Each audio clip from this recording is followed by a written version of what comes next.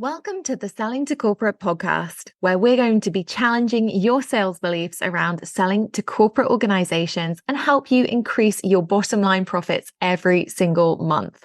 I am Jessica Lorimer, your sales expert and guide in this world of selling to corporate companies, skyrocketing your company sales and making the impact that you really want in the world. Now, don't forget, if you do enjoy the show today, please do head over to iTunes and leave us a review. But enjoy this episode, and I am really looking forward to sharing some epic sales wisdom with you.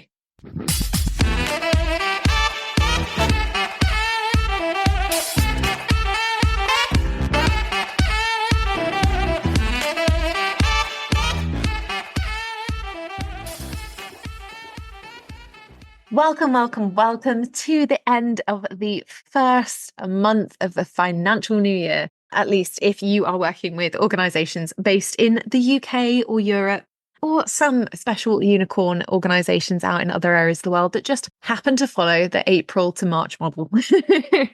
It's been a really cool month. I've been really excited about April. I tend to get like a second wind around this time of year. So if you heard my other episode this month, a really short episode from me, actually surprisingly, on stakeholders ghosting you. May or may not be popular. I won't know because I've recorded these a little bit in advance, but we'll see how people feel about it when it comes out.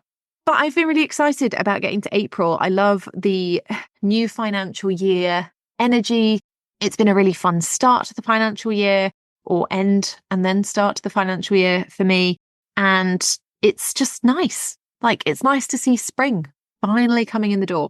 And at the time that you are listening to this, hopefully I'm out on a dog walk or cleaning your kitchen are some of the things that I hear often from those of you who write in and let me know that you listen to the podcast. I will be just 2 days in to a series of events and things that I'm attending in Los Angeles. So if you are out in LA and you happen to listen to this episode, hit me up on LinkedIn because you never know. In between the events that I'm attending or speaking at, or walking rescue dogs up to the Hollywood Hills sign where you can take pictures of them so they can get adopted by cool people. Yes, that's how I'll be spending my free time. It might be possible for us to hang out in LA and maybe I can bore you to tears about B2B sales for enough time. But yeah, seriously, I will be in Los Angeles this month for, I think, about 12 days, which is exciting. I've actually only got work stuff for 4 or 5 days. And then Owen is flying out to meet me and we are going to do touristy things and of course do the rescue dog thing because I'm very excited about that. And if I have to be away from Max, then I may as well see other furry animals and help them get a bit of a better life along the way. But that obviously is not what today's episode is about. Although if anyone out there is listening and you're running some kind of animal charity, you need somebody to walk the pups or take cool photos of them by various tourist signage, let me know. Apparently I'm your girl. But this episode is all about the ways that we can avoid procrastinating with our sales activity. And I think it's really, really important because the first quarter of the year, I've heard from a lot of people. And a lot of people are very, very excited about the potential that their business has. And a lot of people are very, very excited about the goals that they could hit, the impact that they could make if their business was making more sales. But I've also heard from a lot of people, sometimes the same ones, who are really struggling to get into a rhythm with sales activity. And I just want to preface this episode with, if you are a master procrastinator, don't worry about it.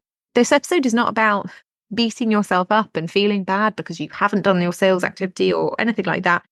It really is about the practical ways that you can overcome some of the procrastination in your sales process and start to maybe understand why procrastination has become such a big part of your business life. But before we dig into today's episode, obviously I am going to remind you that this is a great time of year to be tracking your revenue. And if you haven't got the revenue tracker spreadsheet or the sales tracker spreadsheet that I have talked about for most of this year, then please do go and grab it. The link is at the top of the show notes and you can use the code TRACK, all in caps, to get a special discount for people who listen to the podcast. So if you haven't got the sales tracker spreadsheet yet and you want to get a better grip of your business finances, please make sure that you do go and grab that. So just head to the link in the show notes, use the code TRACK all in caps, and that's going to make a really big difference to how you can plan out your revenue, how you can set goals that are going to be accurate, how you can keep a track of where you are in terms of revenue to date. Make sure that you understand where you will need to build up your revenue and be able to, in the long term, track periods that are really profitable, really easy sales periods, and track periods that are quieter as well, so you know what to plan for and what to expect. And you might be thinking, but Jess, I could make one of these in Excel, and you absolutely could. If you want to spend 6 or 7 hours doing it. And if you don't want to spend 6 or 7 hours doing it, then I would advise you hit the link in the show notes, use that code TRACK all in caps, and grab yourself the revenue or sales tracker spreadsheet that I've been using over the last year, that my clients have been using, and even that our corporate clients have been using as well. So go and grab that so you can stay on track with how your year is progressing and make sure that you can meet your targets and then replicate next year too. Now, the meat and potatoes of today's episode. That wasn't a phrase I thought was going to come out of my mouth then, but here we are. So the meat and potatoes of today's episode, it really is this idea of procrastination. And you'll know, if you've listened to the podcast for a little while, that I always think it's really important when we talk about big topics to have a clear definition, or for me to give you a definition of how I'm talking about a topic during the episode so that you can formulate your own context around it. Now, I think procrastination has quite negative connotations, right? Procrastination, whenever we talk about it, for most people, feels like something to get really critical about. Oh my goodness, you procrastinated on doing your sales activity.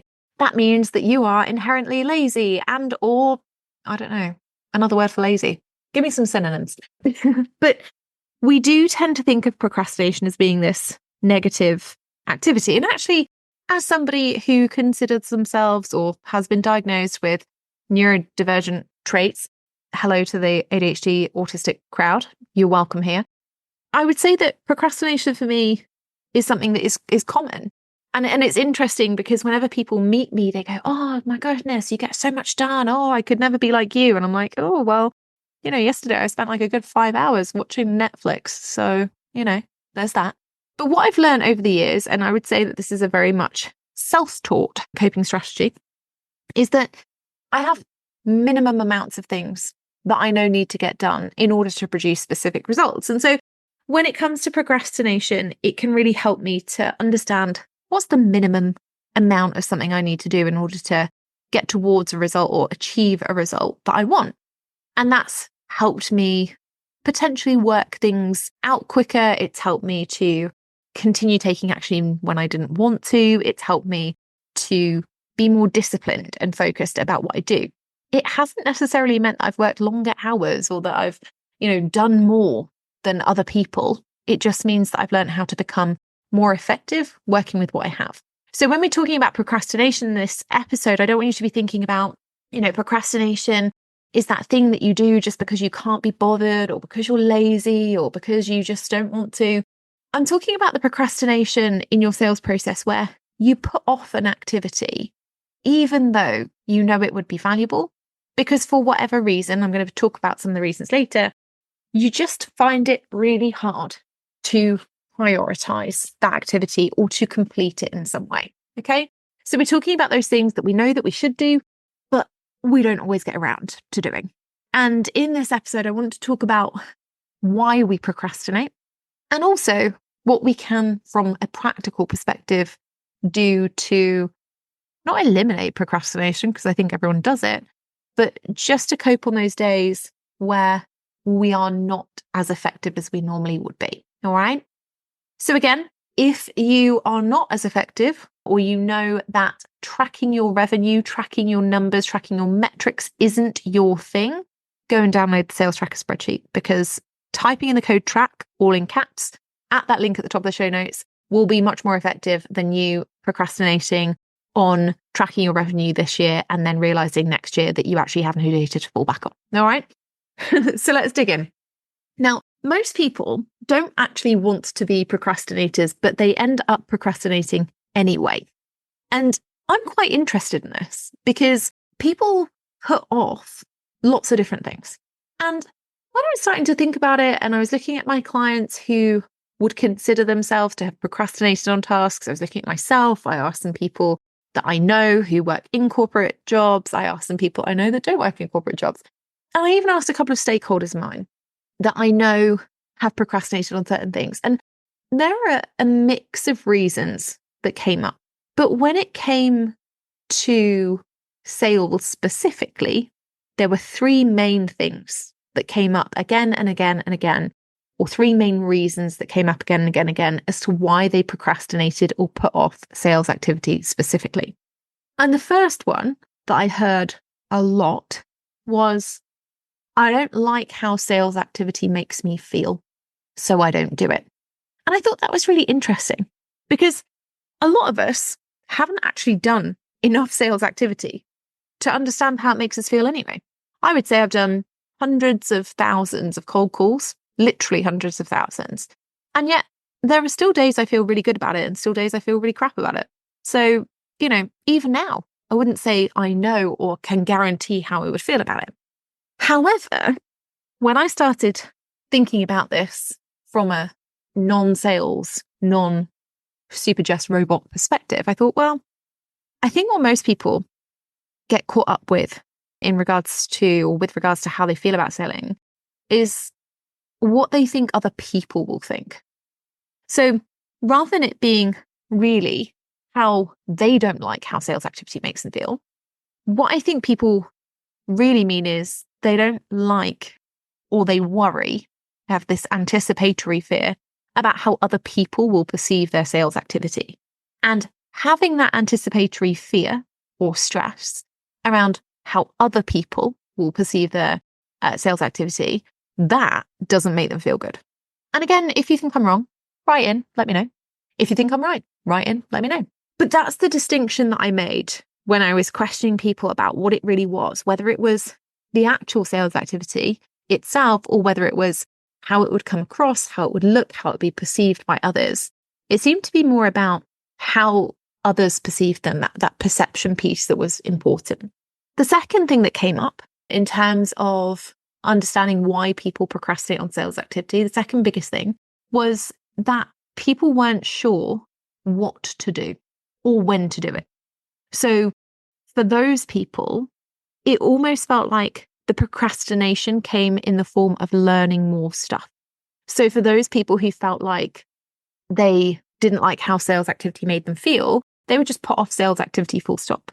For the second group of people who weren't sure what to do or when to do it, for them, the procrastination came in the form of, I'm just going to spend some time on YouTube. I'm going to do some research. I'm going to dig into some data. I'm going to go out and learn and consume and learn rather than doing the sales activity. So rather than being like, I'm going to target, X amount of companies and email X amount of stakeholders, they would put that off and say, I don't know enough yet. So what I'm going to do is I'm going to research every company on my list and I'm going to figure out exactly what they do. And then I'm going to figure out which stakeholders, and then I'm going to research exactly what those stakeholders do. And then after I've done that, I'm going to research what I should be writing in the messages and so on, so on, so on. So again, if that's you, it happens. It's very common. And the procrastination doesn't come in the form of not wanting to do the sales activity. It comes in the form of, I need to learn more. I need to consume more. I need to research more before I do it. So all good intentions, but still the sales activity doesn't get done. And then the final group of people, the most common reason for them was that it wasn't they didn't want to do the sales activity. It wasn't that they didn't want the results. It was that it wasn't even that they didn't know what to do.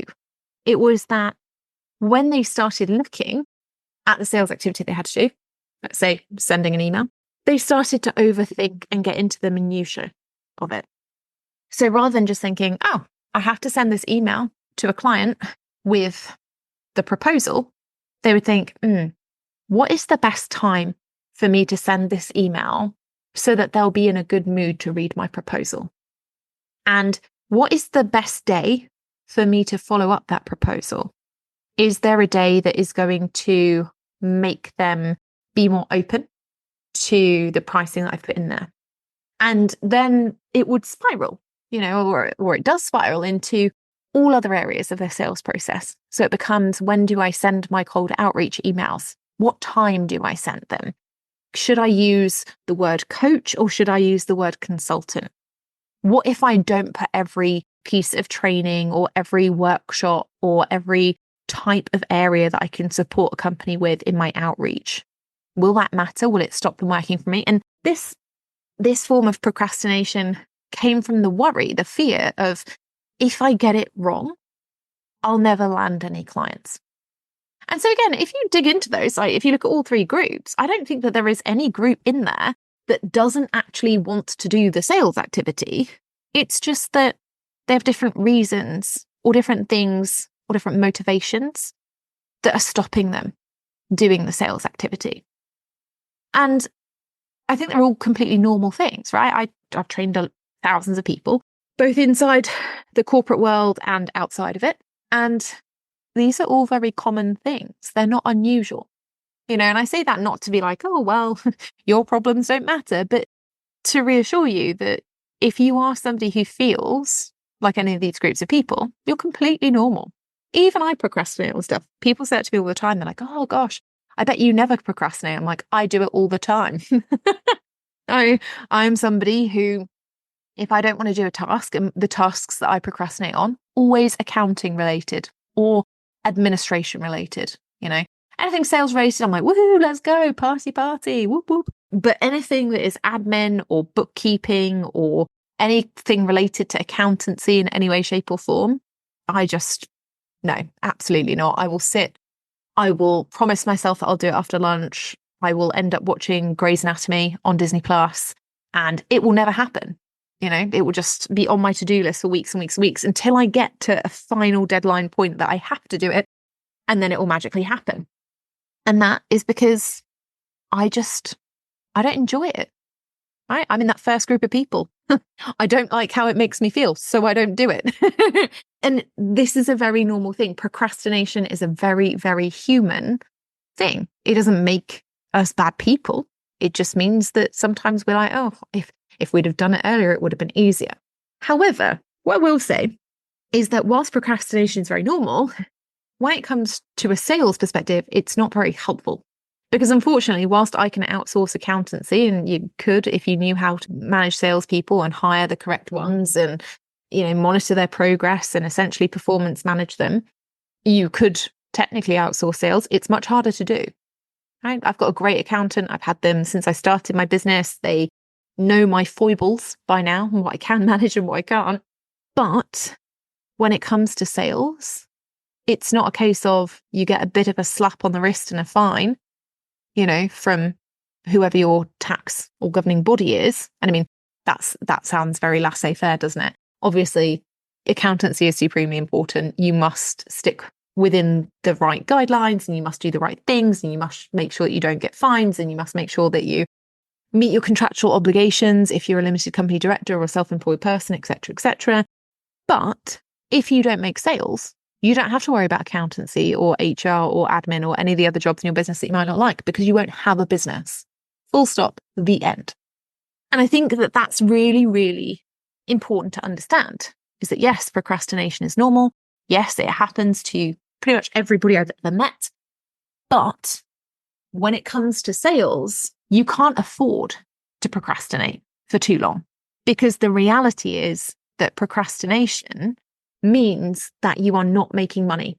And it means you're not making money now. And it also means that you are diminishing your future pipeline of revenue as well. I say this a lot on the podcast and I say it a lot in my content. And so I'm sorry if you've heard it before or you get bored of it, but what you do now impacts your business in 90 days' time.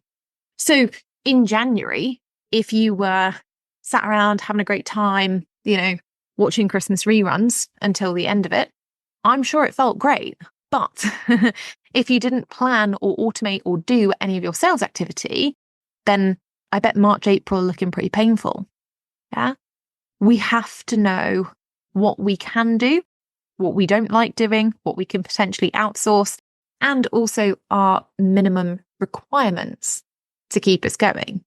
And that is what's important to understand for those of you who are procrastinators or who have that potential to procrastinate on activities that you don't enjoy is, well, how can I practically start to develop a different habit around it? Or how can I practically overcome it?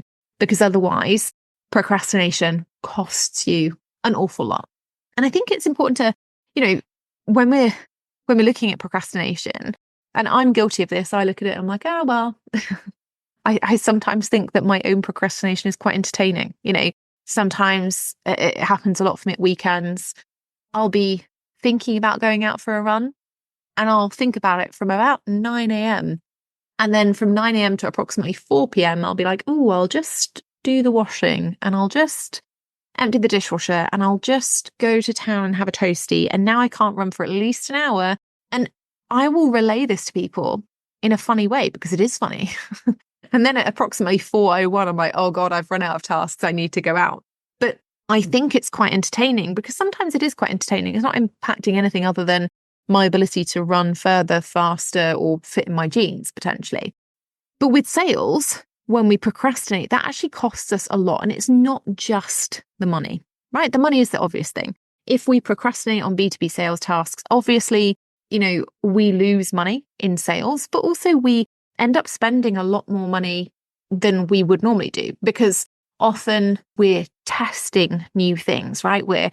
Instead of following one process, we will be like, oh, we'll just invest in this copywriter to write our website and then we'll be more confident to send it to corporate clients. Or we'll just invest in this, lead generation automation system that will tag into LinkedIn. And then, we've spent a bit of money on it, but once it's set up, that'll hopefully bring in some leads, When it comes to procrastination and money from a sales perspective, it's very often or very normal for us to see that it costs in terms of those sales themselves and then also in terms of software or delegation or testing of ads and stuff like that, that actually costs us more money on top of the money that we've lost from sales.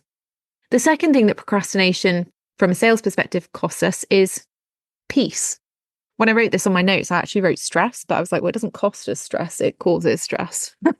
So when we procrastinate from our sales activity, we are just causing ourselves stress. We're causing ourselves to think, oh gosh, how can we spend more time in fight or flight mode? How can we spend more time overthinking? And how can we spend more time being self-critical about the activities that we have or haven't done?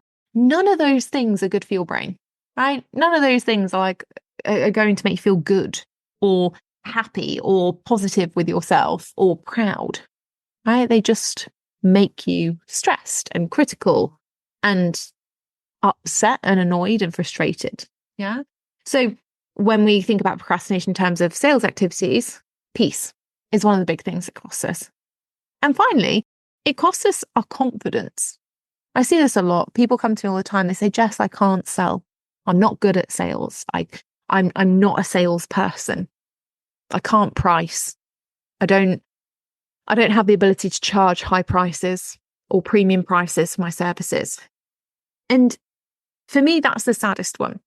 Procrastination in our sales activities, it costs us our confidence because we start to believe that we can't do things. When it's not that we can't do them, it's not that we physically cannot send the email. It's not that we physically cannot charge a higher price or we can't write on a proposal. It's that our confidence becomes so diminished in ourselves and in our abilities that we find it even harder to take foundational action because we're so convinced that we are not going to be good enough, that we are not going to succeed. So what's the point, right? It's almost like, I don't spend tons of time with children, obviously, but I don't know if you've ever seen it. Children they'll go into defense mode really early. If they think they can't do something, they're just like, no, and they won't even try because they're like, I don't want to. And it's like a specific age. I think it happens around 7 or 8, where they're just, if they're convinced they're not going to be able to do something, rather than try and fail, they'll just be like, no, I'm just not going to do it. And it's really interesting because I see adults do this. And I think it's something we learn around then, where maybe our confidence is knocked. Maybe we fell off a bike or something when we were on stabilizers. And then we're just like, nope, can't do that. That's not happening. And it's the same with sales. We get our confidence knocked because we have really good intentions to set up this amazing B2B lead generation funnel or whatever some gurus told us to do. And then we miss a step, or we don't get the result that we were expecting, or, we didn't really understand what we were supposed to do. So it doesn't pan out quite as expected.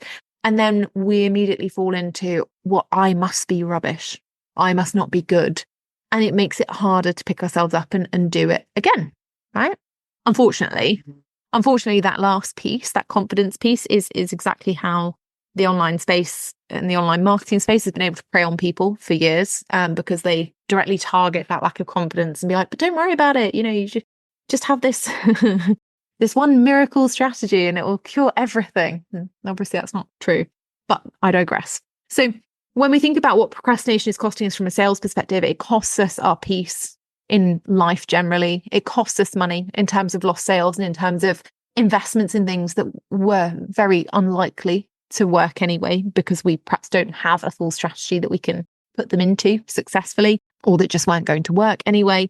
And it also costs us our confidence and our resilience in ourselves.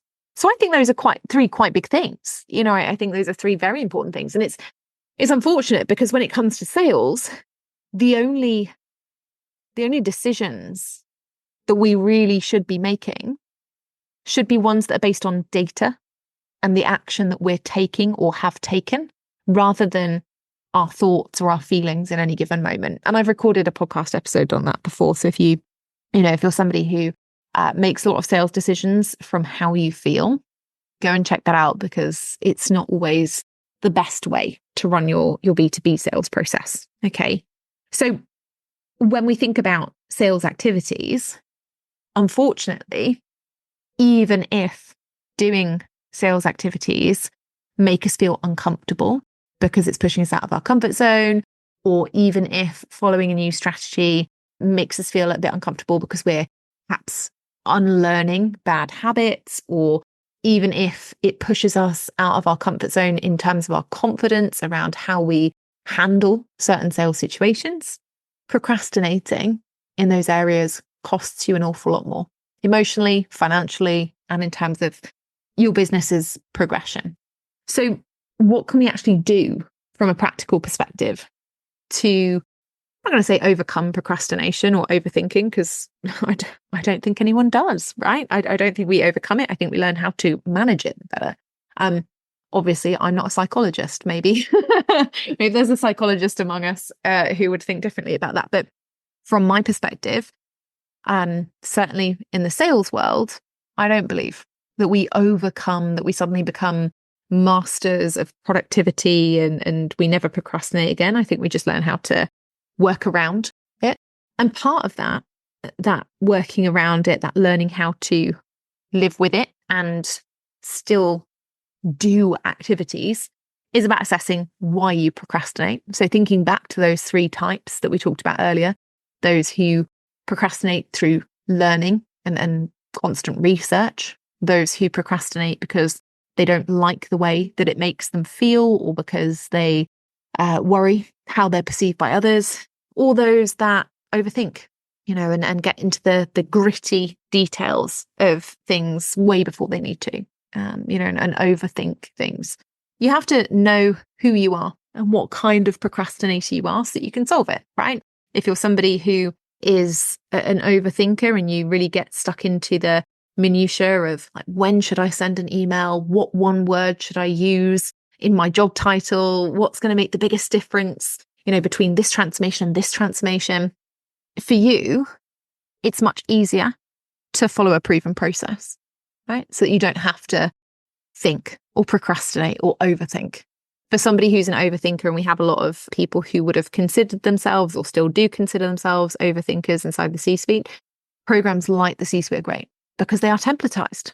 Instead of overthinking, you go, okay, cool. Well, I'm supposed to send this email, and then insert time frame later, I'm supposed to send that email, and you just fill in the blanks.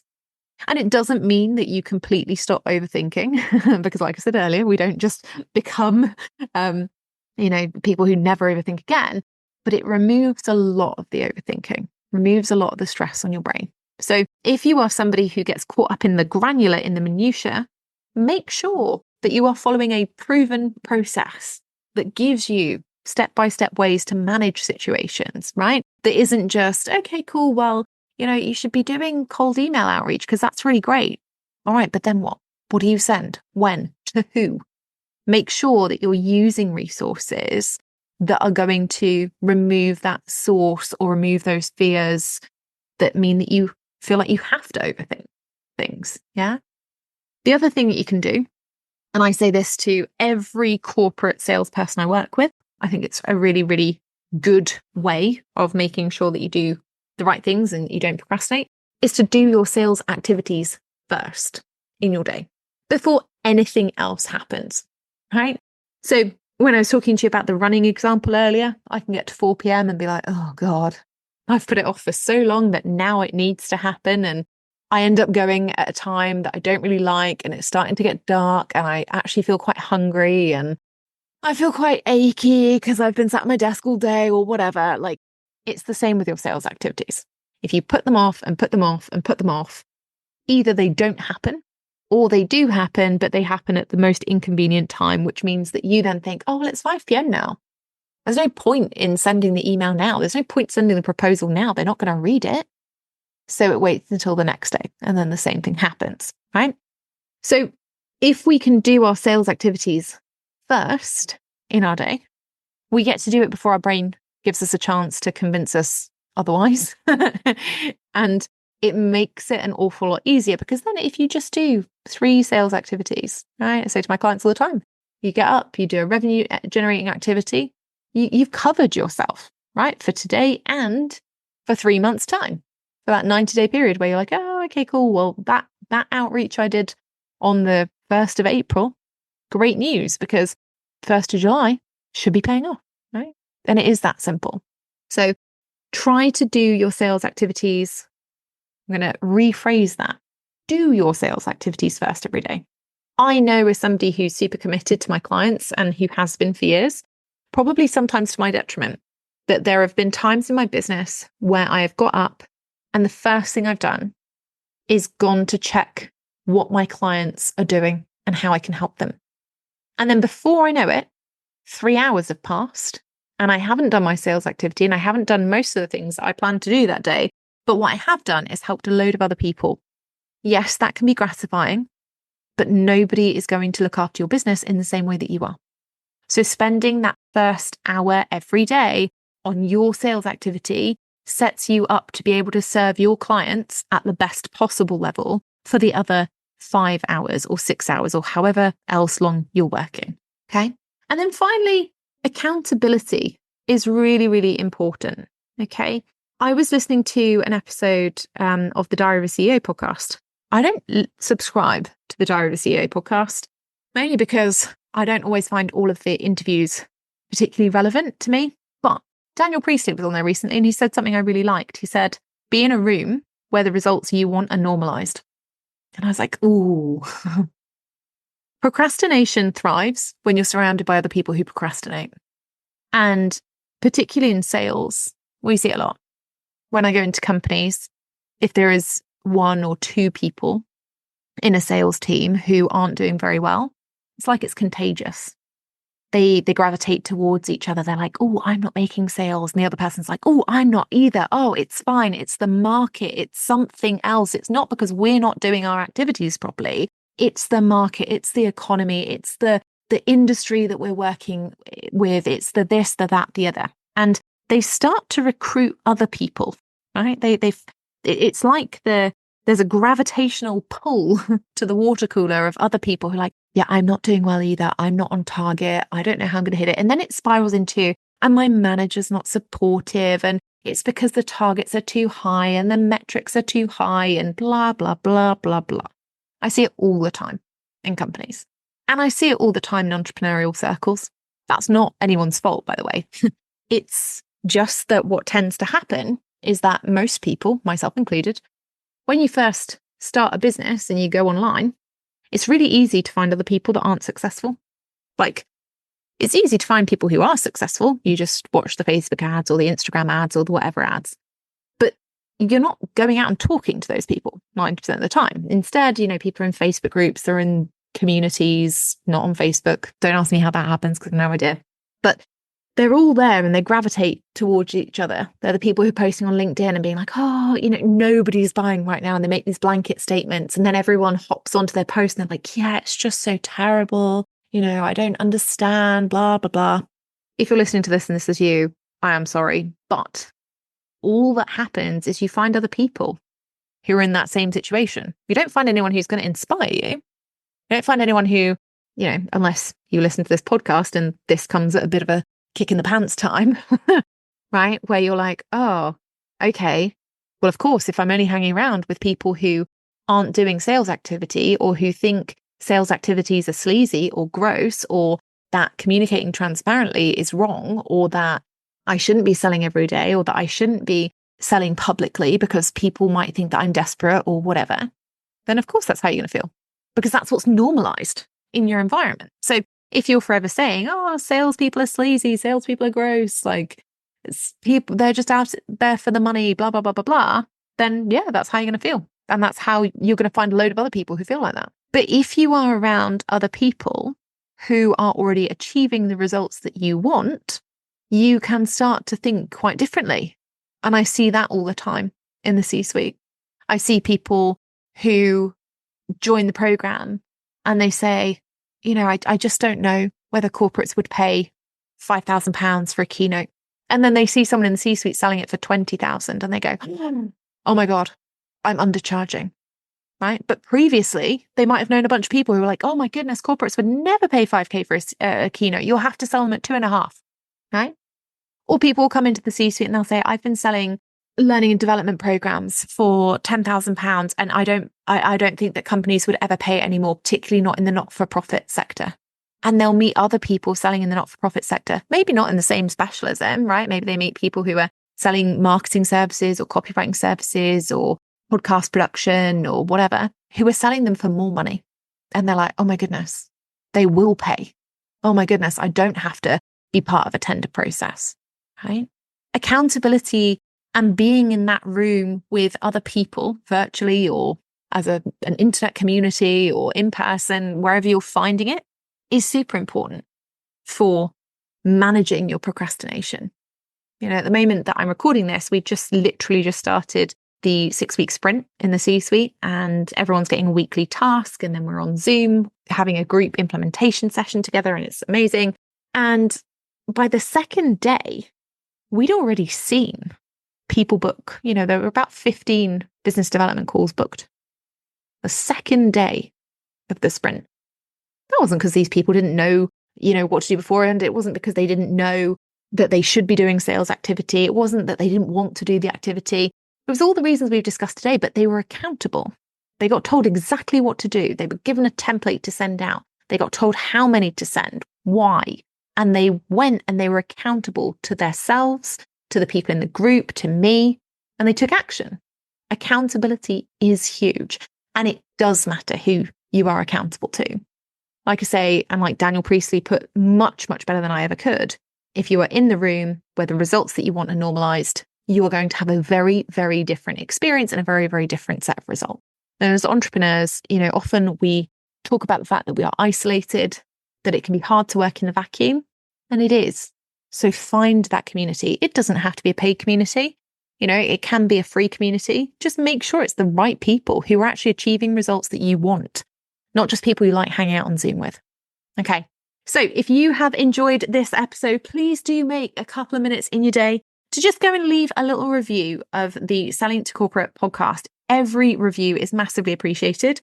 I know it takes a bit of time, particularly on iTunes, because it doesn't ever make it easy. But if you do need to know how to leave a review, check out the little guide that we have at the bottom of the show notes, and it'll tell you how you can leave a review in the best way. But leaving reviews really does encourage me to produce the very best content possible. Not that I wouldn't anyway, but it spurs me on. So you can help me not procrastinate on batch recording all of the epic podcast episodes that I need to catch up on for the next few months, having been a little bit more ill than I'd have liked at the beginning of this year, by leaving a little review and letting me know what your key breakthroughs or takeaways or reasons are that you listen to the Selling to Corporate podcast every couple of weeks. And I will see you in the very next episode.